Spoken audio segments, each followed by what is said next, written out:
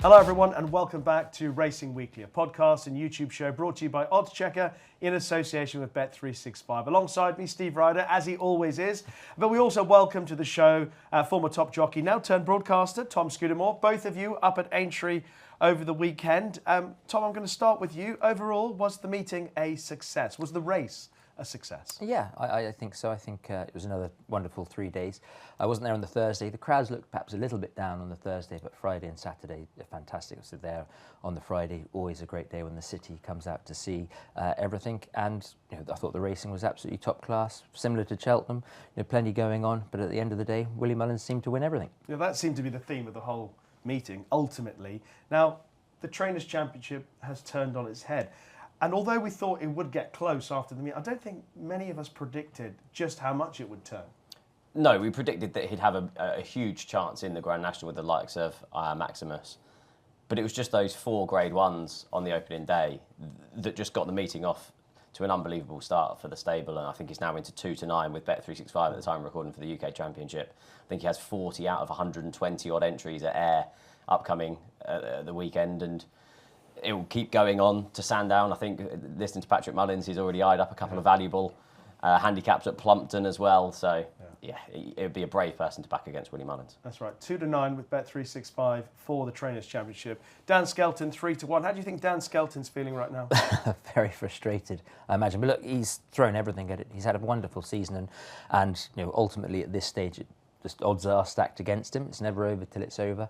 But he can hold his head up high. He's had a wonderful season, and I'm sure it'll happen at some point. But I stood with somebody, and they asked me this time last week, is Dan Skelton home and hose? And I said, well, looking at Willie's entries for the Scottish Champion Hurdle, the Scottish National, still looked like he had half an eye on the championship back then. And in typical Willie Mullins fashion, he doesn't say anything; he just gets on and does it. Yeah, I like some of your quotes there. It sound like Rocky V.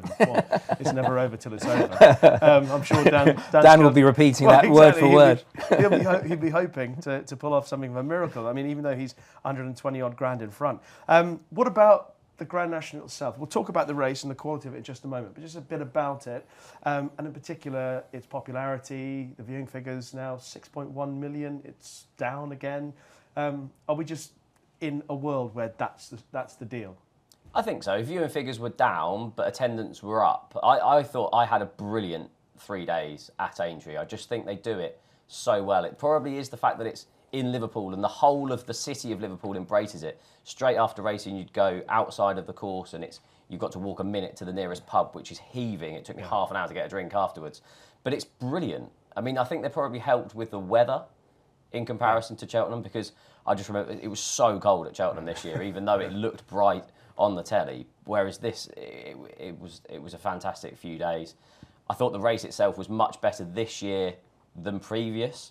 2 years ago, it didn't feel like a Grand National to me, whereas it probably was with Broadway Boy setting such a furious gallop and jumping brilliantly out in front before his fall. It felt like a real test this year's Grand National. And if you can have renewals like this one going forward, I think it's a race that will stand the test of time. Do you agree with that, Tom? Yeah, I do. And look, things change, things have to adapt, and the Grand National has been adapting for decades, and will continue to have to do at certain levels. But I think it's still a hell of a sight when they're going down over the first few fences, and again when they turn to the straight at the second last. So many in contention at that point. It still is a wonderful race to watch. And as Steve said, Liverpool, that's what really makes it. We have such a varied racing landscape, but I think the Grand National and the Aintree meeting in particular is the closest we have to a carnival. They have it probably in Galway and Melbourne, although I haven't been to the Melbourne Cup. But I think the Grand National and that meeting is the closest we have to that sort of thing, and it's it's a wonderful institution. Yeah, getting a big city out in support of a meeting like that is crucial for its existence. So I think overall it felt like a successful one from that perspective. But let's focus now on racing recap and all the action from Aintree. And we start with the great race itself. And Nick Rocket led home 1, 2, 3, 5, 7 for Mullins. I presume you predicted that Mullins would have a big chance. Did you presume that you would get that sort of result? I mean, obviously, Patrick gave the game away about 2 weeks before, and he said he wanted to stick his hand up for Nick Rocket, and so it proved.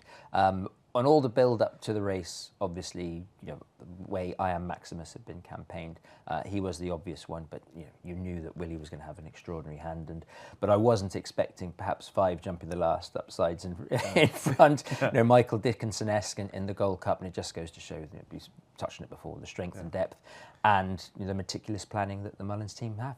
Just watching the race again, there are a couple of horses in the race. I think it would be fair to say that had they had better luck, slightly better jump at crucial junctures, the result might have been different. Grange Clare West would be just one, but there would be others. Yeah, he would. It's interesting looking at the race IQ data because the jump index of Nick Rocket was 8.4, Iron Maximus was only 6.7, and apparently that equates to a 27-length jump advantage. But the eye was always drawn to him. I did a few sort of previews and bits and pieces and did the trends for the race.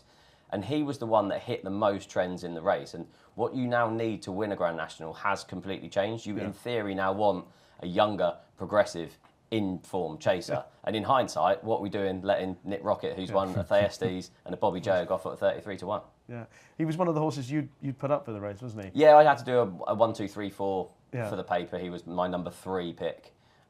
So yeah, it was nice to then land him. What's his rating now? It's gone up to, is it 170? So he's up 8 in Ireland to 169. Yeah. They put Iron Maximus +3 to 170. So on ratings, they have to be campaigned as Gold Cup horses, and we'll see if they then hit that level. Are they Gold Cup horses?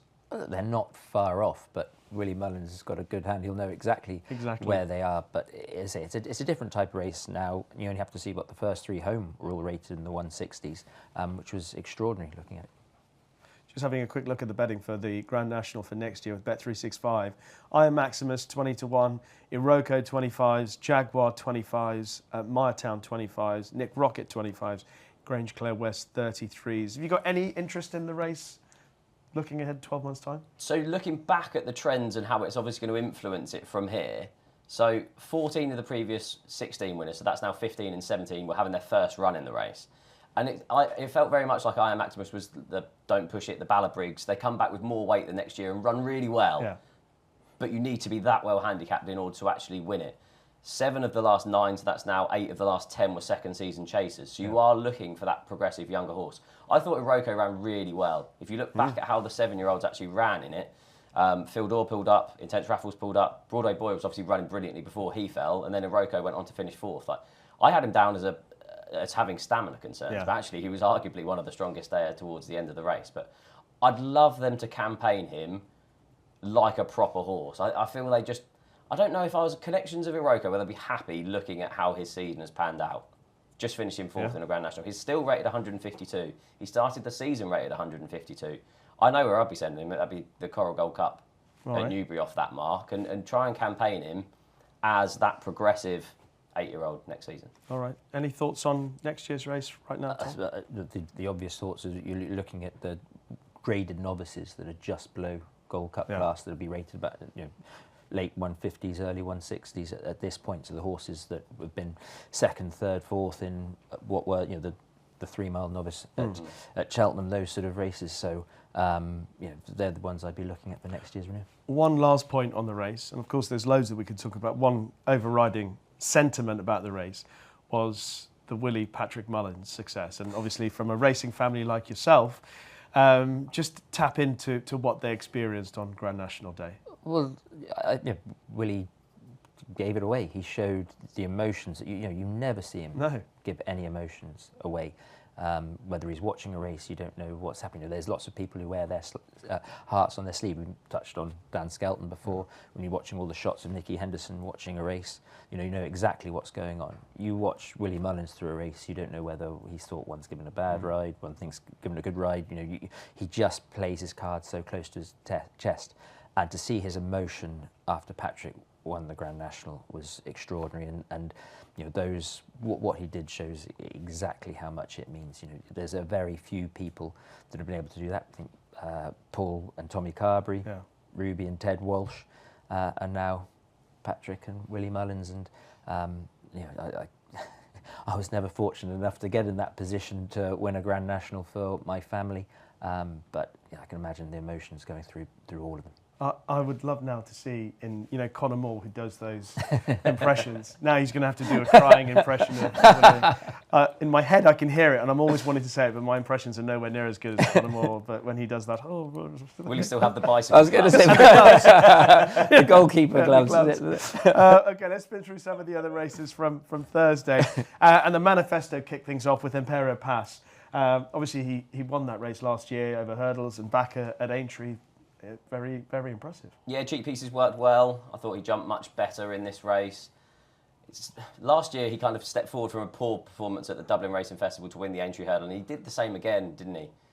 Finished third behind Ballyburn and Croke Park and went on to win this. I was impressed, but the one horse that's really caught my eye from the meeting was Gidley Park. I thought he ran a brilliant race. I really hope they get a trouble-free season next year, because he's obviously had his heart murmurs and a couple of setbacks, but I think he's just got huge potential going forward. Jumped superbly. I looked at it, the jump index with Race IQ was 9.7 out of 10. He was really long at a few, but he's just so quickly away from him. Looking at the market, and we did this last year with regards to the Champion Chase, I'd campaign him like a 2-miler, because I think he has plenty of pace. If you look at it, the likes of the Schlur, the Tingle Creek, the Game Spirit, you're going to have Jonbon probably. He might go up in trip. Load of Sud, Caliph de Burley. Not a lot else within the UK. It depends obviously what comes over from Ireland. Obviously, Sergino would be the joker in the pack if he comes back, but there's obviously doubts around that. If you look at his 2 performances over 2 miles in his career, he won a bumper. Do you know who he beat in the bumper? Go on. The Jukebox Man, who obviously is then progressed over further, and then beat Caldwell Potter. Well, that form isn't working out too badly at Windsor, is he? I just think you use that jump in, you drop him down in trip, and I'd like to see him campaign as a champion chaser next year. The only caveat on that is that I think his owners have described him as a Gold Cup horse. Yeah. So it'd be interesting to see whether who wins the argument, Harry Fry or the owners. I think if I was in that position, I'd run him that weekend of the Schlo, but I'd run him in the Paddy Power. And then that way, if he he's well handicapped, and look, if he goes and wins that galloping away, then you can old-fashioned look at the King George and go Gold Cup. But if he empties from the back of the second last, then you know that he's a 2-miler. He's an extraordinary horse. He's been, to be able to win over such a variety of trips. And if he hadn't have made the slight mistake at the second last, he would have been closer. But the winner with the sheepskins on jumped a lot better, a lot more braver at his fences, and those two just had the tactical speed at the right time, which caught out Django Bay, which is an extraordinary thing to say about a Arkle winner. But he just got caught in a little bit of a trap jumping the 4th last, had to switch wide, first one off the bridle, but he's kept on through, and it looked. I think there's going to be plenty of winners out of that race. That looked to me the best of the novice chasers that we saw this week. Re Gidley Park for next year's Cheltenham Festival, not in the betting for the Champion Chase, but is 66-1 for the Gold Cup itself. But it's 33-1 with a couple of other bookmakers for the Champion Chase, and that would be the one that would interest me. All right. The anniversary juvenile hurdle went the way of Mercia. Obviously very well back before the race, and watching it again, there wasn't really any danger at all to the way she won it. Out in front. She's a horse that they always thought a bit of. Perhaps didn't run quite as well at Cheltenham as they'd hoped, but put that right the next time at Aintree. And the further she went, the better she went. So you wouldn't worry about her stepping up in trip for next year's potential Mares final at Cheltenham. But yeah, she just jumping the second last. You just thought maybe she's it's a hard thing to do to try and make all the running around Aintree. Normally, although we've seen a few do it over hurdles this time, it's generally over hurdles a very hard thing to do. But from the back of the second last, she got stronger and stronger and ran through the line very well. But it is at the same time hard with those 4-year-olds, because when they step out of their own classes, it's hard to see where they are. But she certainly looks like stamina is going to be her forte going forward. She's 25-1 with Bet365 for the Mares hurdle next year. Still a long way to go before she gets into that sort of bracket, isn't it? Yeah, I thought it was interesting. Both Willie Mullins and Paul Townend made the comment that she's quite small, so carrying a lightweight helped her. If you look back at the Fred Winter, she was trying to give, put your hands together, £6 in a handicap.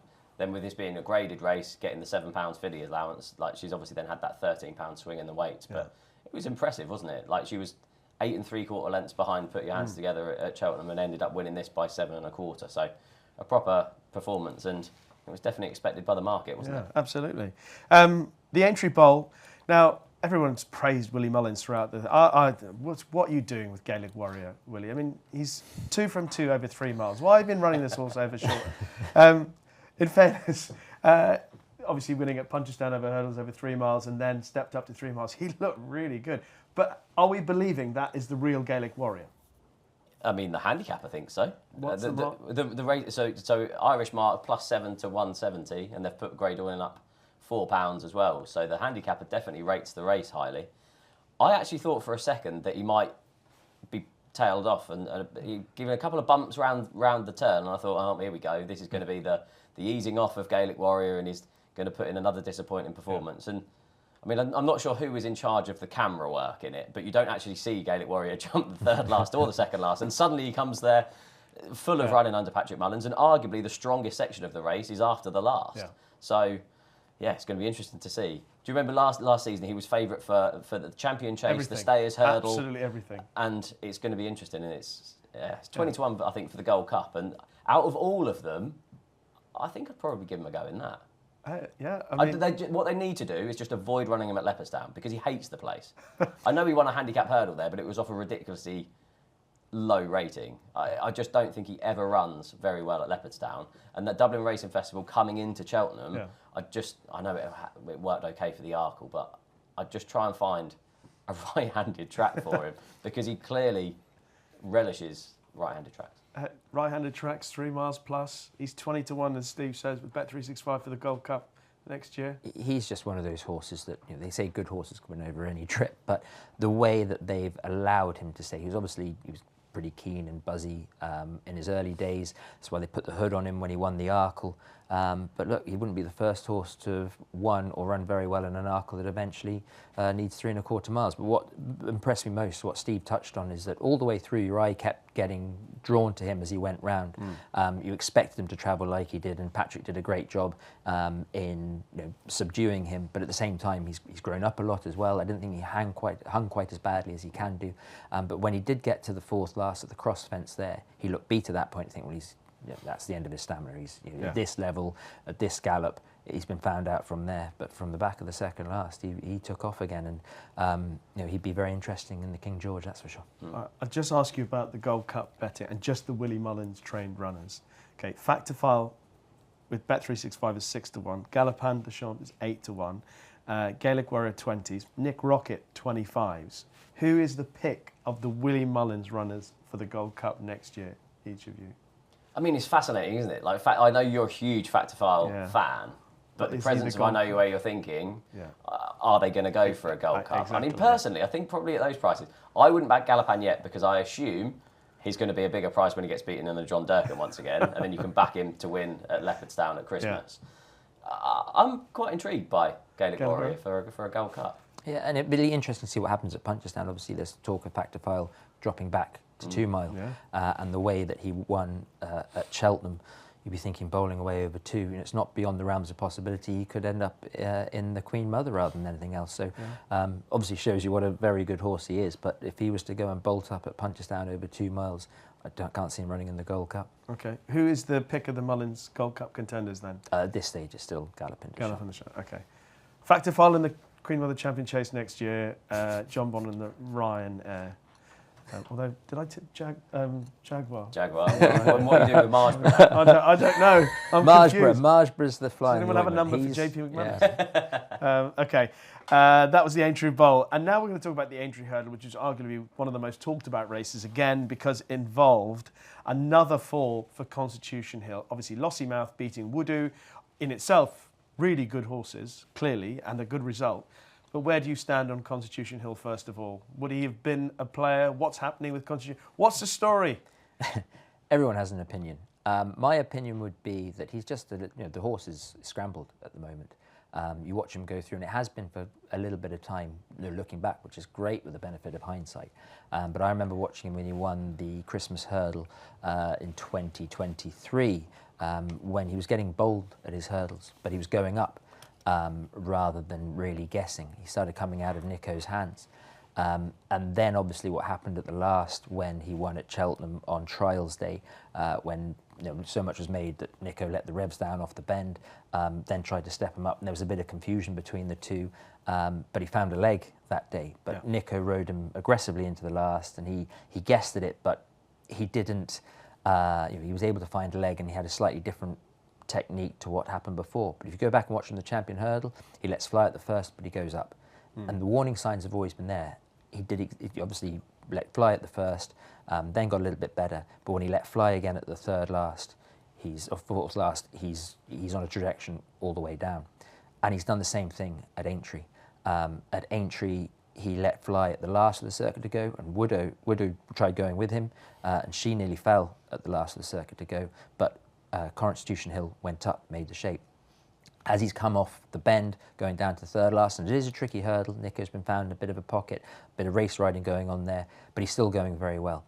And then he's guessed at it again. It's just, there's indecision in the horse's mind at the moment. And again, looking through, lots of horses have been in this position, and sometimes what makes Constitution Hill such a good horse can also be his weakness, and he's so quick from one side to the other. But at the moment, there's just that indecision in his mind and how you change it. Now, there's lots of different ways you can try and change it. You can say to Nico, you should try and dare him. If you watch him, every time his hands come up, Constitution Hill, every now and again, not all the time, but every now and again, goes and guesses at it. It's very hard when you're off that bend, you're asking him to go and stretch, you're meeting the hurdle on what you're wrong, on 1.5, and when he's on 1.5, he's letting fly, he wants to go, rather than putting in that extra stride. Now, there's ways you can try and work it out. One of the ways people are talking is let him bowl away in front, let him see the hurdle, let the hurdles come to him, so that he'll try and back off a little bit. Another way is schooling him over fences, or schooling him over to show a little bit more respect, jump him over something bigger, which is what they did. The other interesting thing with him, if you watch him, is when Nico's on the inside, he tends to jump a lot better. When he pulls him off the inside, that's when he tends to really let fly. And it's something I didn't agree with, but I remember years ago, Leighton Aspel saying to me, if you've got a horse that guesses a little bit at his obstacles, especially over hurdles, you should aim for the wing rather than anything else. If you watch him when he does make a shape over his hurdles and tends to go up, he's on the inside when he does it. When Nico has to pull him off the inside, that's when he guesses a little bit. I wouldn't want to be in Nico's position. Well, I would want to be in Nico's position, but there is a conundrum that they've got to sort out. It's through practice. It's through analysing things. And look, Nico got a lot of brickbats over the week because you're only right when you win. And when you're in those positions, in those high-profile positions, you're going to have to face criticism, and that's just the nature of it. I thought it was fantastic how he came back and rode Jonbon. He will work it out, but it's just at this point, everyone has an opinion on it, and I'm sure Nicky and Nico are going over to the nth degree trying to find it out, and they've got to. But at the moment, the horse's brain, in my mind, is just a little bit scrambled, and they've got to find a solution. Before I get Steve's view, can they fix, if they do go to Punchestown, can they fix it? Yeah, of course they can fix it. Before then? Yeah, of course they can fix it. Look, it might be a case of technique, it might be a case of just practicing a little bit with him as well, but they practiced with him between Cheltenham and Aintree. But you do have horses all through history that have been bad jumpers, or suddenly get into a moment where their technique or something changes. You can talk about so many. Master Oates, going back 30 years, but he was a bad jumper. They worked out how to make him jump better, but he needed the ground to help him. In my own personal experience, I remember the work that went in with the Giant Bolster. The difference, he was a horse with so much ability that it wasn't jumping late on, it kept falling. We sorted that out, and he ended up winning. Ended up being placed in 3 Gold Cups on the bounce. So there is a solution to it, but it's just a case they just have to analyse and find a way. And in my own opinion, I think if I was riding him, I'd probably be in a position where I might dare him a little bit, try and be a little bit bolder on him, but I'm not saying that's necessarily right either. I imagine, like me, you would have seen all the different theories for what was going on with Constitution Hill. Whatever, it shouldn't detract from another professional performance from a horse who I think is joint favourite. Yes. for the champion hurdle next year. Co-favourites of 3, Constitution Hill, Quebec de Board, Lossiemouth, all at 4-1, 5-1, the New Lion. So your thoughts on Constitution Hill, but also let's give some credit to Lossiemouth and Woodoo as well. Yeah, I thought it was a fascinating race to watch. I do think Nico de Boinville was outmanoeuvred. Like I thought the race riding from Danny Gilligan and Paul Townend was fascinating. That overhead shot coming around the bend was fascinating. I thought it was a really good performance from Lossiemouth, to be honest. 4 from 4 over the intermediate trip. I'm still convinced that she just wasn't right at Christmas, and she's well worth another go at the 2-mile trip. It's funny, on our review show, I obviously put Woodoo up for the Mare's Hurdle. Had no idea that they were going to even thinking of coming here. So I was then trying to work out in my head what would be best for my bet. Because if she beat Lossiemouth, there'd then be calls for her to be running in the champion hurdle as opposed to a Mare's Hurdle. And if she'd finished out the back of the telly, then that'd have been my bet gone. Yeah. So Ideal. I was absolutely thrilled with her run. She's up £3 to 154 and is a proper contender for the Mare's Hurdle next year. Her only defeat over hurdles came in this race. It's going to be... She's different to Quevega, Lossiemouth. Yeah. Like, Quevega, when you look back at it, she had Big Bucks and Hurricane Fly as Ruby's rides.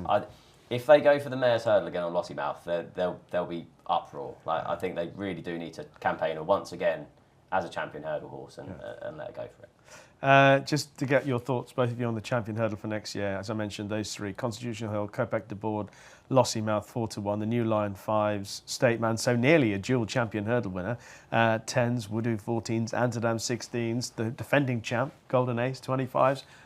Who's the leading hope for the champion hurdle, do you think, right now? At this stage right now, at 16-1, I'd take a chance on Amsterdam. He's the dark horse. I know they think an awful lot of him. Yeah. Things, obviously, the wheels came off and something happened to him. But the way that Ruby in particular was talking about him, every time he'd mention the beginning of the season, State Man and Lossiemouth, he'd also give Amsterdam a mention. I don't think there's an awful lot between them, but ultimately, if Constitution Hill gets his jumping and everything back together, he's still the most talented of them. But there is a flaw, there is a kink there, and at this stage, at 16-1, I think Amsterdam's the interesting one. Yeah, a bit late for my bet on him for this year. What do you like? I've always been team Lossiemouth, even in the run for the race. Fair. You haven't changed. That's a good thing about you, Steve. Let's move on and talk about the races from Friday. Caldwell Potter won the Mild May. No one talking about the price anymore, which is quite nice. Yeah. Pinged the last, was very brave. I thought Harry Cobden gave a brilliant ride. Tom touched on it earlier, how hard it is to make all on the hurdles track, whereas it's completely the opposite on the fences. And there's no better rider, I think, leading from the front on a chaser than Harry Cobden, whether it's the new course at Cheltenham or whether it's the Mild May course at Aintree. The race obviously changed complexion with Dancing City bringing down Quai de Bourbon. I didn't think Handstands was going particularly well at the time anyway. I thought he was probably beaten, but a good performance, but I'm just not sure we've got a great bunch of staying novice chasers for next year. When we went through the Gold Cup market, it kind of says it all, really. Yeah. You haven't got that real star Grade 1 performer. The fact that Lecky Watson won the Brown Advisory, I'm not sure they're a great bunch. He's 33-1 for the Gold Cup with Bet365. Caldwell Potter, I think he's 14s with Bet365 for the King George. The one thing you know about Paul Nicholls, though, is that just like how he's ended up getting him right, he will squeeze that lemon until we know just exactly how good Caldwell Potter is. He's got that incredible knack of finding a little bit more for these horses. It's just his record speaks for himself. I think he's probably an easy horse to underestimate. I'm going to continue to underestimate him at this stage. When I watched him beginning of the season, especially when he was beaten by Gidley Park around Windsor, I actually thought that he was wanted soft ground over 2 miles and to dominate from wants a real stiff 2 mile dominate from the front. That's been proved completely wrong because he was great at Cheltenham. I don't think he probably ran to quite the same form at Aintree as he did around Cheltenham. It was a quick turnaround, but he is improving. He is easy to underestimate, but I'm afraid I'm probably going to underestimate him again. Okay. The top novices hurdle at Salvatore Mundi. He looked like a completely different horse. And he keep looking back at Salvatore Mundi and remembering his first start, and he got beaten by Sergino in France. I think he's still missing Sergino. I know it's sad when we're talking about other horses winning, but still in the back of your mind. What were your thoughts on his victory over? The hood came off. I think he's maturing. Obviously, he was bitten because of what happened in France. Obviously a horse with enormous potential. didn't turn up until the Triumph Hurdle last year. He's a horse that had always followed through because of what he did in France, and similar to how Willie will sometimes campaign them, that he'll buy them as just an early 3-year-old, and then you won't see them for 18 months. So I was surprised they ran him in the Triumph, but I think they probably ran him in the Triumph because Gino didn't turn up. I thought originally they were going to go down the state man route with him. Is not see him for 18 months and then turn up in the novice hurdle and go from there. But what impressed me most about Aintree is how amenable he was, which is something he hasn't always been, and therefore the way he went through the race, the way they've gone a good gallop. Romeo Coolio set out his stall to go a good gallop, but the way Salvador Mundi settled and therefore jumped was an awful lot better. Going forward, he'll probably, in my eyes, probably just be short of a champion hurdle class, but at the same time, whether he's one of those ones that's campaigned as if he's going to run in a champion hurdle and then turn up for the county, a fast run, big handicap off a reasonable mark, be interesting to see. But he, all go chasing with him, but he's certainly grown up a lot, and those races that he's run, the horse that we saw when he pulled so hard in his Cheltenham trial, when he didn't jump very well around Punchestown, to the horse we saw at Aintree without the hood, was far more mature. So many options you can imagine, right? With so many of Willie Munn's good horses. He's like a baby Gaelic warrior to me. Yeah. Salvatore Mundi. Yeah, it was interesting. I kind of wanted to be with him, and then he came out of the chute and did about 3 spins and then went keen to post, and I thought, well, there you go, you've taken the hood off, it's just not going to work. And then as soon as they went from the start, just settled in Paul Townend's hands, jumped much better, and it was a brilliant performance. The handicap was impressed, up 15 to 156.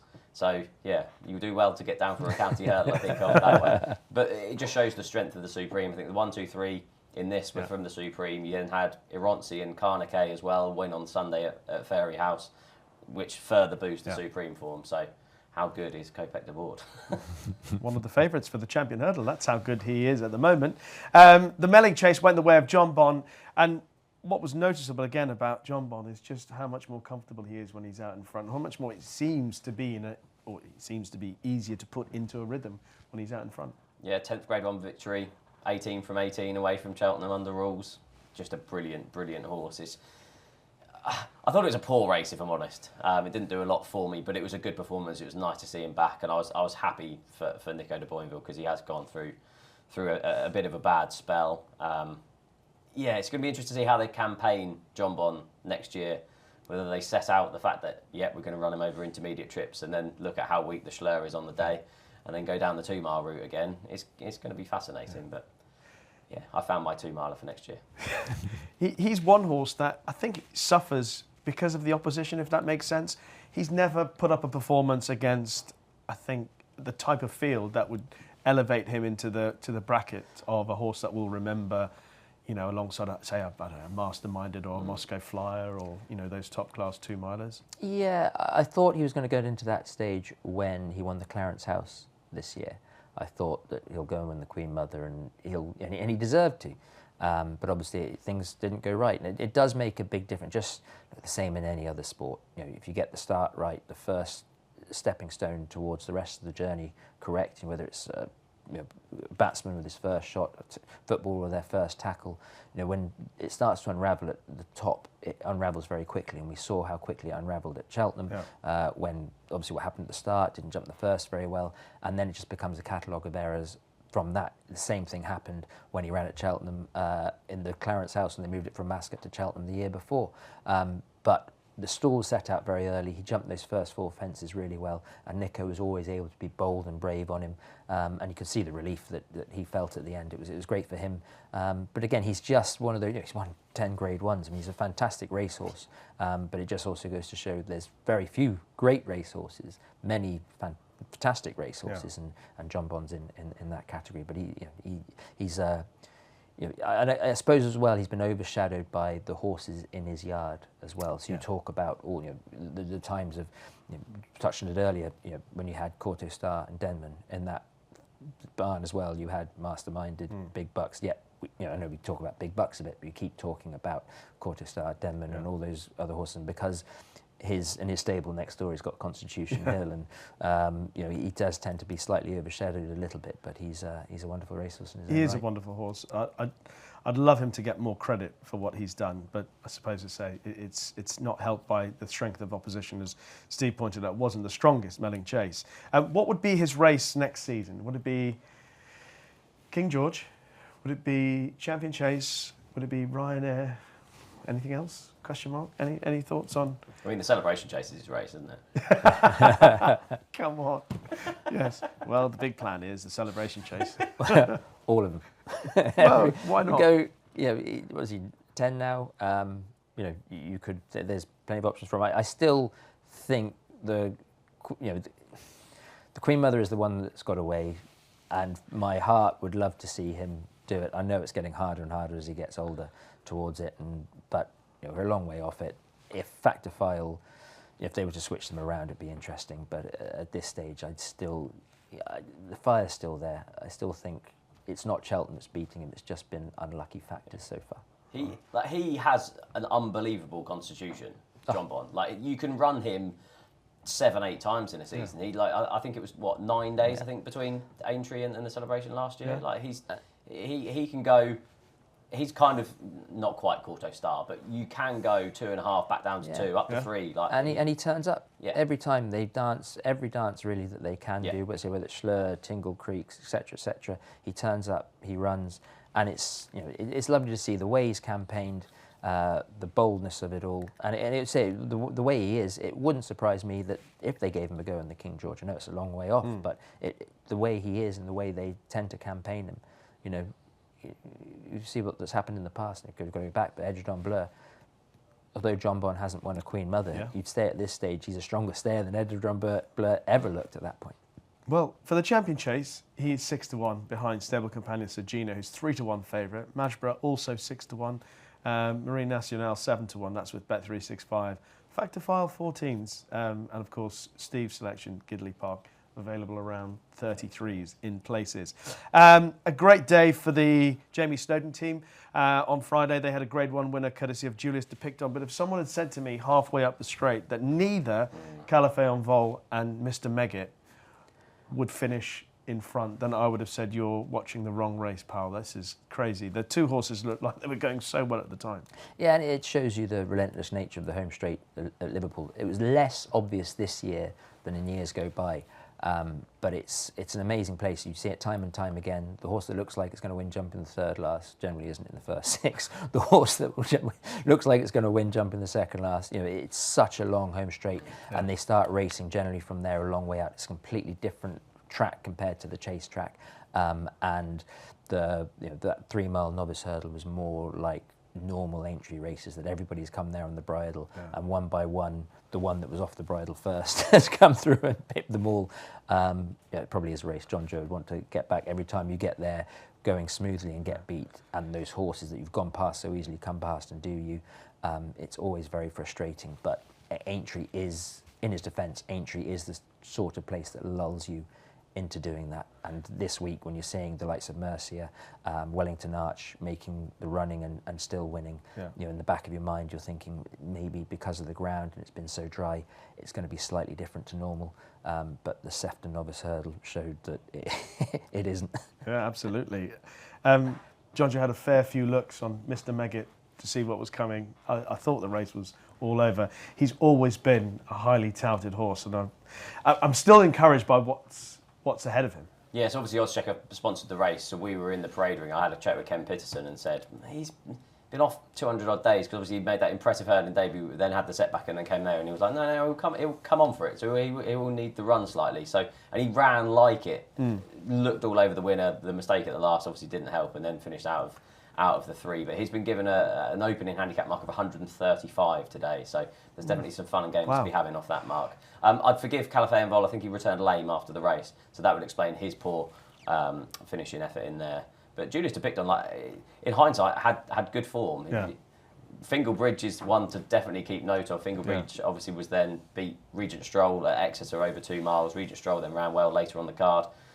Julius de Picton stepped up to 3 miles for the first time and appeared to relish it. All right, I'll stay with you for the next race. That's the race you mentioned, Yeah. Regent Stroll, the Mersey Novices Hurdle. Honesty Policy obviously winning for Gordon Elliott. Regent Stroll running really well in defeat, giving a bit of context to the race. Really well. Smart bumper performer, sold for a lot of money and hadn't really put it together over hurdles. Was still keen, but jumped really well out in front and looks at, I assume they're going to go over chases, novice chaser for next season. So it'd be interesting to see what mark they can get him in the novice handicap chase for next year, isn't it? Yeah. I look back at the race IQ data for Honesty Policy. He was only 8th best out of 9 on the jump index. He only got 6.8 out of 10. And his finishing speed percentage was 108%. So for him to do that in a grade 1 novice hurdle over 2.5 miles, he's definitely going to want 3 miles going forward. Again, he's another one that could go novice chasing. I think it's all going to affect, probably what the Wall Park does. Yeah. Whether they decide to go novice chasing with the Wall Park, I think he could probably slot into that stayers hurdle division, or whether they then want to keep the Wall Park as a staying hurdler. I think he can go with it. He's not the biggest Honesty Policy, but you can definitely upgrade what he did in that race. Very unexposed still. He's only had a handful of races. When going back to what you were saying about the straight at Aintree, when Regent Stroll jumped the last and got away, I thought the race was over, to be honest, again. Yeah, but again, it's so hard when at Aintree, they take you on everywhere. The chase track is just that little bit sharper, whereas over hurdles, it's such a long run between the 4th last and the 3rd last, and they're continuously coming around you, taking you on. So the fact that Regent Stroll was able to keep on boxing on as well as he did was a really good performance. But as happens so often, he who challenged late challenges best. Indeed. The Liverpool hurdle went the way of Hidden Valley Lake. A couple of horses disappointed in that race. Home by the Lead never showed up. I think Hidden Valley Lake is just having a wonderful season. He is, and as typical of the sort of stayers division at the moment, if it ran again tomorrow, there'd probably be a completely different result. I thought the second horse, Ollie Murphy, Strong Leader, ran a good race on ground that would have been lively enough for him. He jumped better than he normally did, but it was a reverse of last year's form, and I think the difference in that was the ground. Strong Leader is a better horse on softer ground. Hidden Valley Lake is 16-1 with Bet365 for the stayers hurdle. Any appeal? No.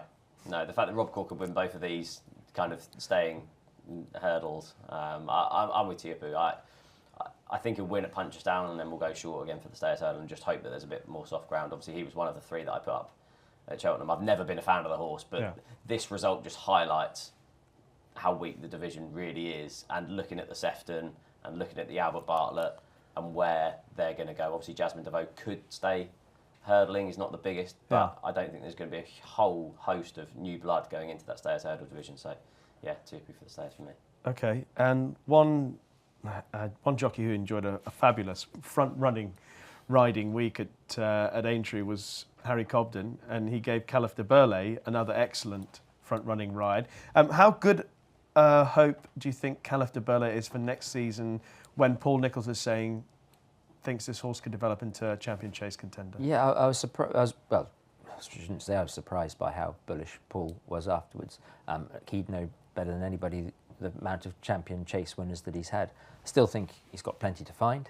And again, I think it was a good ride. But Aintree on good ground is a different place to Cheltenham, and I'm sure he'd be in contention at this stage, jumping in the back of the second last. But a lot can happen between there and the winning line. But you have to respect what Paul says because he knows better than anybody. But at this stage, I'm still doubting it until I see it. I thought the second Brookie ran a splendid race, but I think that sort of gives a bit of context to the form for me. Yeah, up £15 to 150. So bye handicap mark. Ouch. Which will probably hurt connections quite a lot. Albeit that obviously finished second in a grade 1 is a fantastic result. What about Caliph for next season? What sort of? Yeah, I liked him. He's interesting. He's another one of these Regent Strolls, Caldwell Potters that look below grade 1 class throughout the season. And then Paul Nicholls and Harry Cobden just worked wonders at this meeting. And again, he was another one that I wasn't sure would be in love with the ground and the drop back in trip, and there he is. Was there anything else from the 3 days that we haven't mentioned so far that you think perhaps It was a great 3 days for so many reasons. I thought we touched on some of the riding performances as well. Obviously, Nico's redemption, I suppose, in many ways, or certainly relief on Jonbon, Harry Cobden's front-running rides, but also Mark Walsh. I thought that he gave Gentleman to Me that ride in the top, and I watched the first 3 fences and thought, well, he's not taken to that place at all, and then all of a sudden he's jumped to the second last, absolutely running away.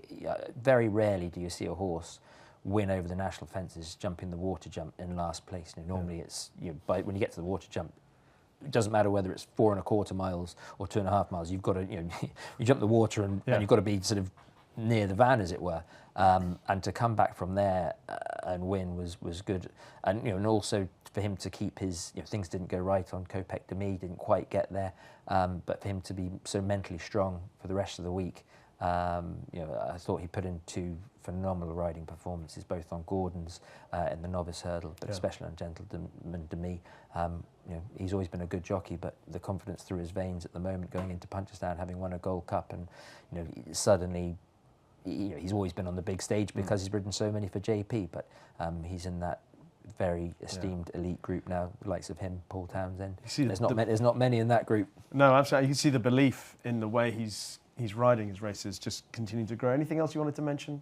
Just a note for next year's festival is to look back. It's very different conditions at Aintree, good ground, sharp track, in comparison to what some of these horses have been running out throughout the season. You've had Sombreau and Cruise Control both win the same handicaps back to back this year, so it's probably worth looking at that as an angle for next year. And just one that Tom's already mentioned is Wellington Arch in that 2.5 mile handicap hurdle. We've both said around how difficult it is to make all at Aintree on that hurdles track. And if you look at the race IQ data, he had the 17th best jumping index. Wow. So he jumped poorly and still managed to make all in a 20 runner handicap. And his jumping improved from Utoxeter. So I couldn't quite believe it when you normally load it and you think, 1, 2 and 3 will have jumped well. And when I loaded it and it was 17th, I thought, wow, you've still done that. The handicapper hasn't been that harsh, up 7 to 130. And with the regard that the Mullins battalion hold Kopek de Me, I thought Wellington Arch was probably one of the eye catchers to take out the whole meeting. I just wanted to give a mention to the Osbornes, who came very close to winning the UAE Derby with Heart of Honour. Absolutely fabulous race that was. I think he might have a very interesting campaign abroad for Jamie and Safi Osborne. It was quite good to see her producing a ride like that in the closing stage. Yes, the horse drifted off, but he was tired. Be quite exciting to see how they go if they venture to America like they did with Toast of New York, or Jamie did with Toast of New York. And one other horse to mention, if he does come here, keep an eye out for the Japanese horse who won the Shima Classic, Danon Desil. He'd only had 8 races going into the Shima Classic, but he bolted up from a really strong quality field. It's a race every year. Equinox won it 2 years ago. He was something else. His turn of foot, my goodness, and he's so uncomplicated. He won the Japanese Derby last year. He's now had 9 starts. He's won 5 of them. I saw William Darby touting with the Japanese connections after the race, so I presume he's trying to get him over for the Juddmonte International. But, if the ground's all right, I could see him being a big player in the Arc. Danon Desil. That's just something from Meydan on the weekend. So that has been this week's Racing Recap. Now, before we get into our weekend preview, just to let you know that our sponsor Bet365 have a best odds guaranteed offer. It's available on every single UK and Irish race from 8 a.m. on the day of the race. If you take a price and the SP is bigger, Bet365 will pay you at the bigger odds. Full T's and C's can be found on the website. And now we look ahead to the weekend before us. Now, of course, there's great racing at Ayr, there's great racing on the flat. But of course, everything changed last weekend when Willie Mullins dominated Aintree, and he's now put himself in the spotlight to win the championship again. And that means, Tom, that when we look to the Scottish Grand National, it's a Willie Mullins. I think he's got 11 in it as we speak. Yes, he does. And obviously he's got becoming what is the shorter priced favourite as well in Chosen Witness is the 92 favourite with Bet365 ahead of O'Moore Park at 9-1, Whistle Stop Tour 10s, Apple Away 12s, High Class Hero, and last year's winner McDermott also 12s. Yeah, just a quick run through a few of those. Obviously Chosen Mate, you could see why he's running in graded races, was running very well when he tipped up last time. He's 8 years old, which is obviously, I know McDermott won it last year at 6, but the fact that he's not a young novice as well, to go up to that extreme trip will see him in good stead. Although he's only had 3 runs over fences, one of those I think was an 18-runner beginner chase, and he ran in big handicaps over hurdles as well. So sometimes when novices run in that race, obviously they've got a good record in it, but when they run in it, they run in big field handicaps, like Nigel Twiston-Davis's would have, the Sweet Dukes, who was second in it, and Earth Summits, and those that he won it in years gone by with novices. They danced every dance, running those big races of the fields. Whereas this fella's coming into it slightly more unexposed, but he has that experience of running in that big field. I don't think it's going to be such a baptism of fire him over the first few fences as some of them will, because it is, you see it time and time again in the Scottish National, those first 4 or 5 fences, for a 4-mile chase, they set on quicker ground than they've been used to all season. It certainly does sort them out, but they say the price has gone now, but you can see why he is so popular. And then obviously Lucinda's whistle stop tour, everything went wrong for him at Cheltenham. I thought that this was going to be the way they were talking, that this was going to be his target for the year. Certainly wouldn't rule out him. Appleway has to bounce back from a very disappointing run at Uttoxeter. Although she got the race at Haydock, she's yet to really, I don't think she's quite hit the heights over fences for all her fantastic record, really, compared to what she's done over hurdles. But of the 2, Whistle Stop Tour would probably be the better one at this stage. But they've got Mountain Mullins to overcome. Yes, indeed. Have you got any fancies in the race? Yeah, I've gone away from Willie Mullins. I've gone for Henry's Friend in this. Yeah. If you go back and watch the Ultima, he's one of the most inconvenienced by the standing start. The Henry's Friend is always prominent in his races, and he jumped off and he was sort of 4th last. As a result, he was then kept wide in order to try and make headway. Ran a lot longer than a lot of the others, was sort of 6 wide, rounding the bends, and then comes there absolutely swinging, kind of comes into 4th place rounding the bend, and then gets tired. He's entitled to get tired, having done all of that extra donkey work in order to get into the race. Now, he's shaped like a thorough stayer. He won at Newbury over 3 mile 2 furlongs. He'll love the ground, and I just thought he might be able to kind of cap off a really good season for Ben Pauling and Ben Jones, and he's around 16-1 with Bet365. They have had a great season. I'm going to take a chance with High Class Hero. Willie Mullins, well, I say a chance, it's not Willie Mullins' horse. What chance are you taking, really? But you look at his form, if he'd run in Lecky Watson's race, he would probably start at a much shorter price than Lecky Watson, you'd imagine. And also, the ground, I think, will be in his favour. He had a couple of runs in 2023, a bumper run on good ground, which he won. He ran over hurdles in August 2023 on good ground, which he won. So I think the ground will be very much in his favour, and it just feels like he's got a touch of class. He could conceivably have run at the Cheltenham Festival in the race that Lecky Watson won. So High Class Hero would be my pick of the Mullins runners. The Scottish Champion Hurdle on Saturday. Cargesi, the 11-4 favourite. Ethical Diamond 5, Absurd, 11-2. Mullins. Cadwell du Matin for Paul Nicholls, 11-2. Valgrand, 8-1. What do you like here, Steve? Yeah, you have to keep scrolling down in order to find mine. And everyone will have eyes on, obviously, Irish Raiders from Willie Mullins, but I think Gordon Elliott's is the one in this, and that's Samui. Now, if you go back to his flat form last season, he finished 3rd behind Absurd in a listed race at Chester. Before that, rival arguably should have won the Melbourne Cup. Now, Absurd obviously went on to finish 3rd in the county hurdle behind Cargese and is now rated 147. Now, they race off level weights on the flat.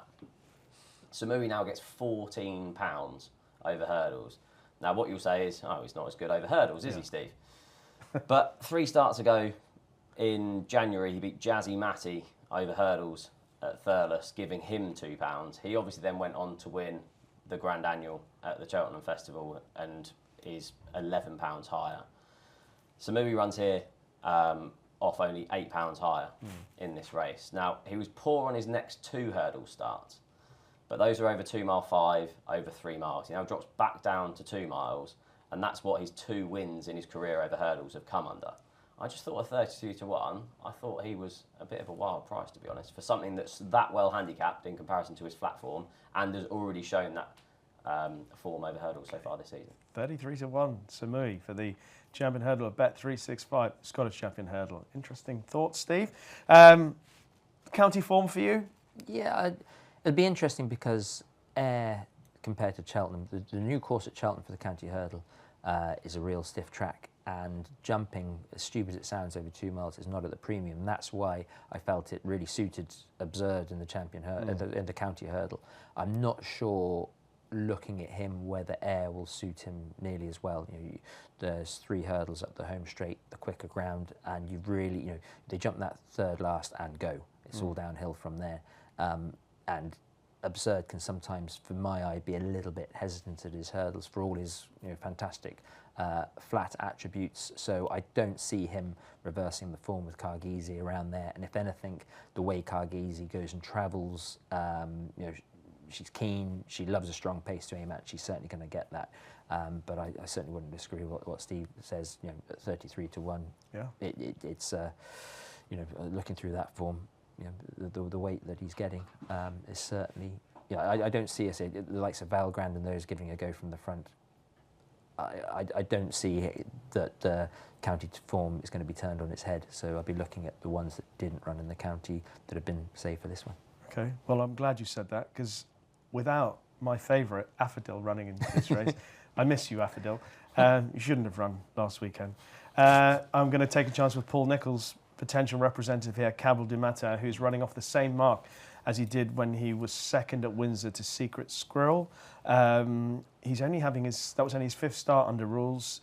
Surely there's more improvement to come. It was a very strong race. And knowing the Paul Nicholls team, they've saved these horses for this time of the year. I prefer that. So Cabral du Matin for me in the Scottish Champion Hurdle. Anything else running on the weekend? Either flat jumps, anything else that we ought to be looking out for? Anything from Lucinda's that maybe earmarked for some success? My stepmom and brother haven't told me what they fancy, but we'll touch on one later, like one of Nicky Richards's in the 3 mile mares hurdle called Ruby. We're going to save that. We'll save that. Let's keep that under your hat. But again, look, I do think that over the weekend and what we're going to see for the next 2 weeks, there's going to be good competitive racing. Although the field size has been down because of the ground really recently, I think the fact that Willie Mullins will be coming over once again, the likes of Perth and Plumpton, the bandwagon will go on. So it's going to be an interesting time in that respect. And it just gives the sort of parochial tracks a chance to see some really good horses. Absolutely. You, with your tipping hat on, you're being put to the test, because not only have you got to keep an eye on what's happening with the jumpers, the flat horses are picking up speed this weekend as well. Yeah, I've got 3 to note elsewhere, 2 on the flat and 1 over jumps. In the novices champion chase, the 143 at Ayr, I liked Eyed. Hughie Morrison has just worked wonders this season with this horse. He had a record of 1 from 12 for Paul Weber. And so far has ran 6 times this season, 3 victories, 2 seconds, and then another occasion where he fell at the first. Finished a close second last time at Utoxeter. They pulled 18 lengths clear of Isaac DeZobo, and Deafening Silence was in behind. So that looked a strong race. Handicap was rated £5, which I never really like to see for a defeat, but I'd be surprised if you see him out of the frame. He's available at a double figure price, 10 to 1 at the time of recording with Bet365. And then in a couple of the kind of Guineas trials, the Fred Darling, Andrew Balding has kind of inherited formal from Sir Michael Stout retiring. Now, if you remember, she's the daughter of Dabawi out of Voracious, a rare debut winner for Sir Michael Stout, confirmed that promise at Leicester on the next start. I just thought she kind of got stuck in the mud at Newmarket on soft ground. If you remember, the Dam always showed her better form on better ground in there. She's 10 to 1, the Sheen Murphy's already jocked up, so I like formal for the Fred Darling. And then in the Greenham, I don't think Field of Gold will head here. I imagine he'll go to Newmarket for the Craven, and John will come here instead. I know you're a fan of that horse, but I would kind of take a chance on a different horse, and that's Chancellor. Now, you've told me this morning that he's passed the Stalls test, and they've been working on that well. If you remember, he was a really impressive debut winner at Doncaster. Everything then went wrong at Ascot when he was behind Al Qudra. They then dropped him back down in class for a confidence booster and then burst out the stalls the next day. But I think he is a horse full of potential. Again, Look at the breeding. Kingman out of Queen's Trust will absolutely love this rattling fast ground. And yeah, 4-1 with Bet365. I'd be with Chancellor. My mind is exploding with all these horses running this weekend in the green and on the flat, because I said to Steve when we came in, I said, all the horses that I've put up for running for the year, like Chancellor, Cosmic Year, John Quill, they're all in the race, and got a tiny little share in Rogue Allegiance, who's also entered in the green, so it's very difficult to contain my excitement. You might be able to tip a runner then. Wow, that's harsh, but also true. Cosmic Year, talking about pedigrees, he's by Kingman at a Passage of Time, and he was so impressive at Sandown. He's also in the green, so I'm looking forward to seeing if he runs. John Quill, obviously, we talked about him. Chancellor, amazing pedigree, and I'm still also hoping that Rogue Allegiance can run all right, although it's a bit of a fact-finding mission. The other race that I want to mention on Saturday at Newbury is the Finest Surprise Stakes. Now, the favourite for the race is Sunway for David Munouzier, 9-4. Ancient Wisdom, 1 of 2 in the race for Charlie Appleby. Ancient Wisdom is better fancied according to the market at 11-4, but Arabian Crown is in there at 7-2, who was favourite for the Derby after he won at Sandown last year, then didn't run again. Now, he recently returned back in Dubai, and he wasn't the choice of William Buick. James Doyle rode him, I think, on that occasion, but it was pretty obvious. They said beforehand he was going to need this, and he looked enormous in the paddock, same size as me. And I thought it was a really encouraging comeback run, and he's had a comeback run. And I just think coming back to the UK, if both horses go, Ancient Wisdom and Arabian Crown, it'd be interesting to see who William Buick chooses to ride, but I think Arabian Crown at 7-2 would represent some value. So those are just a couple of thoughts outside of the Scottish Grand National meeting at Ayr. Now, before we get into our best bets of the weekend, just to let you know of a free-to-play 6 horses challenge. It is available every weekend with free spins on offer if you get 2 or 3 selections correct. Prize pools available for 5 and 4 correct predictions, as well as a jackpot for all 6. T's and C's apply. And now it's time for our best bets of the weekend. Champing at the bit, Tom Scudamore is going to go first. Tom. Yep, I nearly gave it away early on. Ruby Island in the Mayor's Hurdle at Ayr. Stepping up 3 miles for the first time. She got a great record around Ayr as well. She finished a couple of runs ago, finished in front of Ruth Jefferson's horse, who she meets on much better terms, who obviously she won at Kelso the last time. And I think the step up to the 3 miles will really suit her. Obviously a wonderful record around Ayr, and she does have form on slightly better ground, although over the shorter trips it looks like her form's been better on soft. I think that the 3 mile will suit her. And with Nicky Richards, I think that this race has been crossed in the diary for quite some time. All right, Ruby Island in the Mayor's Handicap Hurdle at Ayr, 6-1 with Bet365. Steve. Yeah, I'm swinging at a big price. Scottish Champion Hurdle, I'm going for Samui at 33-1 with Bet365. Look back at that form in a listed race at Chester with Persad. They raced off level weights that day and he was beaten less than 4 lengths. He gets £14 from that rival now with a few hurdles in the way. It's not like he's out of form over hurdles either. Beat Jazzy Matty earlier this year in January. That rival obviously went on to boost the form at the Cheltenham Festival. Both of his wins over hurdles come over this 2 mile trip. He's raced over 2 mile 5 and 3 miles on his next 2 starts, so has come down slightly in the weights, and I think 33-1 massively underestimates the chances of Samui. Okay, Samui in the Scottish Champion Hurdle, 33-1 with Bet365, and I'm going to the Novices Champion Handicap Chase. And Walking on Air's got 2 entries. I hope he runs in this race and not in the Grand National. But I think the trip in the Grand National will be too far for him. I prefer him back at 3 miles in the Novices Champion Handicap Chase. He was 11th in the Kinmure. Now, he should have won at Doncaster when he came down at the last. Dot Pickney went on to win.